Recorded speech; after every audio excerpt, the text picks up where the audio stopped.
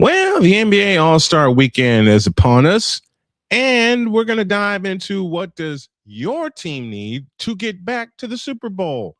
And today we're looking inside of the South divisions. And for one particular South team, which belongs to my beautiful bride, they got a lot to fix. It's the fabulous, fantastic football Friday edition of Snowman in the Morning. Hello, voice crack. And I say unto y'all, on your mark, get set, let's go. I can't do it. We'll do it live. Do it live. I'll write it and we'll do it live. Mister, will you please wake up, wake up, wake up, wake up, wake up.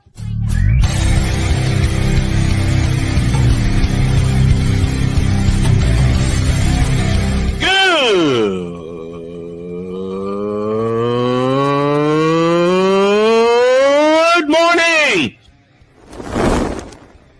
Snowman here to all you Brock Purdy and San Francisco 49er haters. Shut up. I got to thank you, Shane. I mean, whatever happened to the games where breaking 100 points was, I don't know, unusual?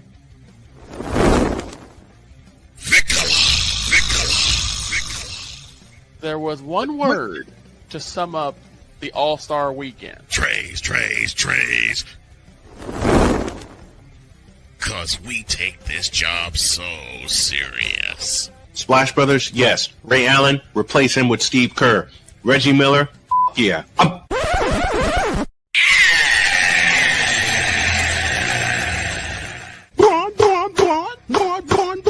What in the all types of blue hell?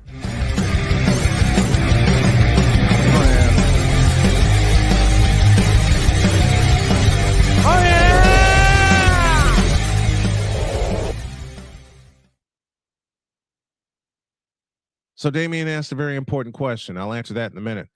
Good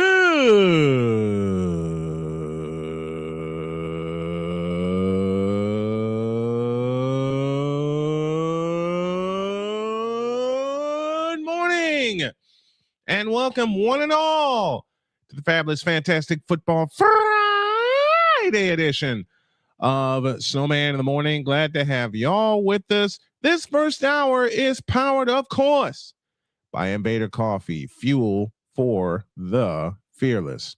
And already we got the chat loaded. Adam Willie is with us, said my Vikings need too much.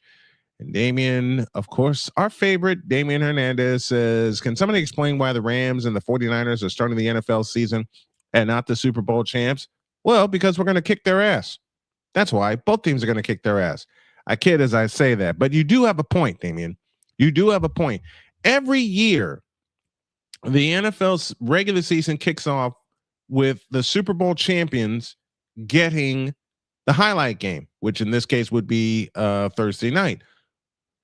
And I'll need to see a confirmation of what what you're talking about, because I know the 49ers are playing not one but two international games. They're playing in Australia and they're playing in Mexico City. Now, we have to wait till May for all the dates and times and things like that to come out. But I want to start in the NBA. And I have issues with the National Basketball Association. Why, you ask? Because it's happening upon a weekend in which the NBA really sucks. Here's the take.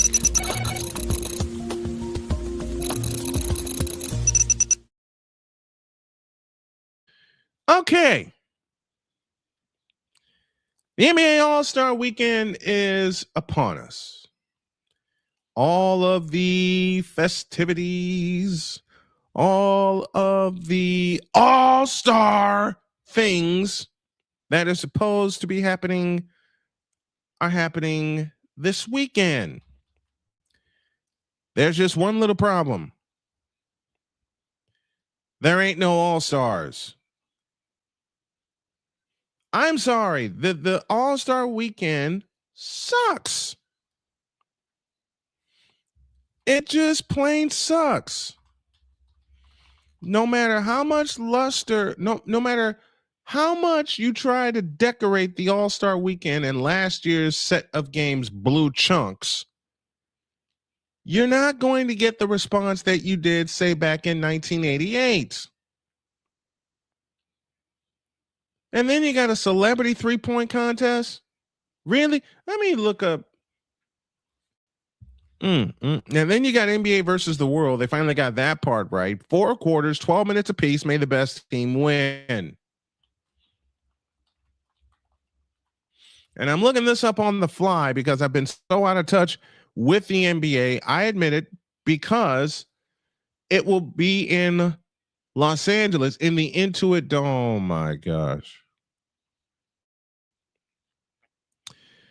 And you know what? I may as well go all the way there. I may as well go all the way there. Let's look at the, let me adjust my camera first because it's kind of lopsided. There we go. Let's look at the all-star rosters because it's USA versus the world. Okay. The world. Okay. Here's the game schedule. Let's start there. And it's in Los Angeles. You have 4 games. 4. What the hell is that? You got the world team versus the All-Stars, the winning team of game 1 versus the USA Stripes.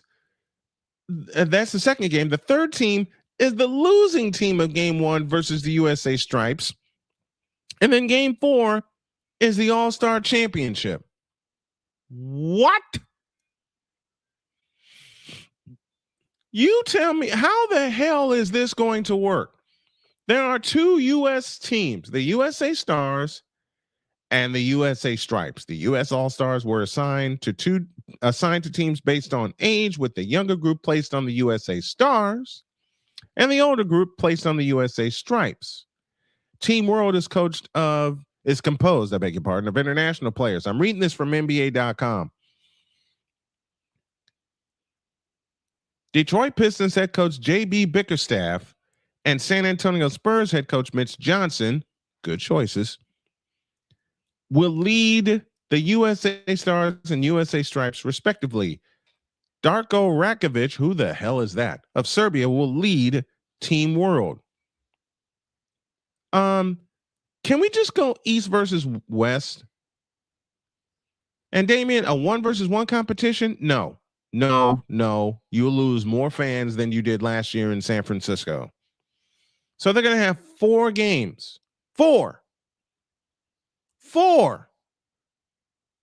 Instead of 1 game, East versus West, may the best team win and actually play from the heart.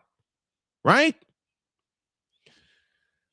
Let's look at these rosters, and I'm going to hate myself for this. The young team, the USA Stars team, consists of Scotty Barnes, Devin Booker, Cade Cunningham, Jalen Durham, Anthony Edwards, Chet Holmgren, Jalen Johnson, Tyrese Maxey. Pretty good. The USA team, the main team, will consist of Jaylen Brown, Jalen Brunson, Stephen Curry, who was out with an injury. Or does this indicate? I'm looking at a dot here next to Stephen Curry. Yeah, it indicates that player is injured and will not play.